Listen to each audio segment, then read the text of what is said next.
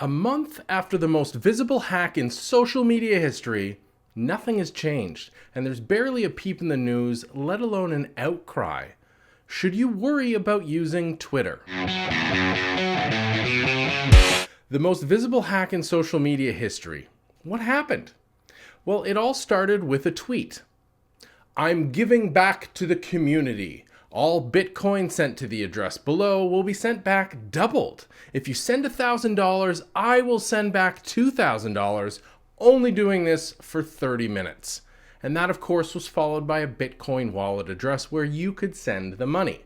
Now, this tweet was sent out by Apple, Elon Musk, Barack Obama, Uber, Joe Biden, and a host of others on the afternoon of July 15th. The tweets were quickly removed, but not before the cybercriminals made off with about $120,000 US. While the tweets were removed quickly and no more appeared, Twitter was still responding to this incident for hours. For a portion of that time, they also took the significant, but justified, steps of preventing any verified accounts from sending out new tweets. There's no doubt about it. This was a serious incident. And after the initial incident, Twitter had a very strong and transparent communications plan. They sent out regular updates and eventually published a very good post-incident report. They should be commended for that. However, we also learned some troubling things about how Twitter operates behind the scenes that should concern you as a user of the platform. The incident itself was possible because the cybercriminals, who have since been charged and are currently working their way through the legal process in the United States, were able to socially engineer a small number of employees. That means they tricked them into giving up access that they shouldn't have. Now, despite what you hear in your corporate information security training, it's not your fault. People have been getting tricked since the beginning of, people. The challenge in this situation is that the attackers used that access to get more control over Twitter. Specifically, they were able to access a support system that appears not to have had sufficient controls in place to detect and prevent abuse. With this access in hand, the attackers used Twitter's own support tools to send out their Bitcoin scam from 130 of the top accounts on the platform. Furthermore, they were able to reset the passwords of 45 of those accounts. This gave the cybercriminals access to those accounts' direct messages or DMs. And the cherry on top was that they were able to download the complete data archive for 8 of those accounts as well. Now, this doesn't sound like a lot, but remember, these are some of the top accounts on the platform. They're linked to major brands and very influential people. And in the days that followed the attack, it was discovered that about 1,500 people had access to Twitter's support tool that provided some level of control over almost any Twitter account. This is the source of the issue, and it's important that we understand its impact. Now, when you're using any internet service, you have to take precautions to make sure that your account is as safe as possible. The normal advice, which is still solid, is to do the following. Use a strong password. Now, that's a password that is as long as possible. Think more passphrase, not password. And ideally, you store that in a tool called a password manager. Number 2 is you want to turn on any password reset protection that service offers. This feature usually asks for more than just the old password when you're creating a new one. Also, enable two-factor authentication wherever it's supported. This feature will either send you a unique code via text message or in a special app that you'll need to, along with your username and password to log in. It's one of the best ways to stop someone from hacking into your account. And finally, regularly review the third-party applications that have access to your accounts. All the fun games, the other apps, and the various connections you make to your accounts are a risk because if those services get hacked, those attackers could gain access to your account on this service. The problem with this Twitter hack was that even if you took every one of those steps to protect your account, it was all useless. The attackers in this case managed to compromise the support infrastructure. This goes around all the security protections that you, the user, has access to. So why do these support tools exist?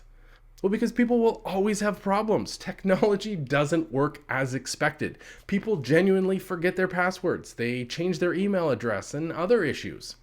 Any number of these things could pop up, and while we all agree that security is very important. At the end of the day, you'll be really ticked off if a simple mistake prevents you from getting back your account in the name of security. So companies make support tools that can bend or even break the rules.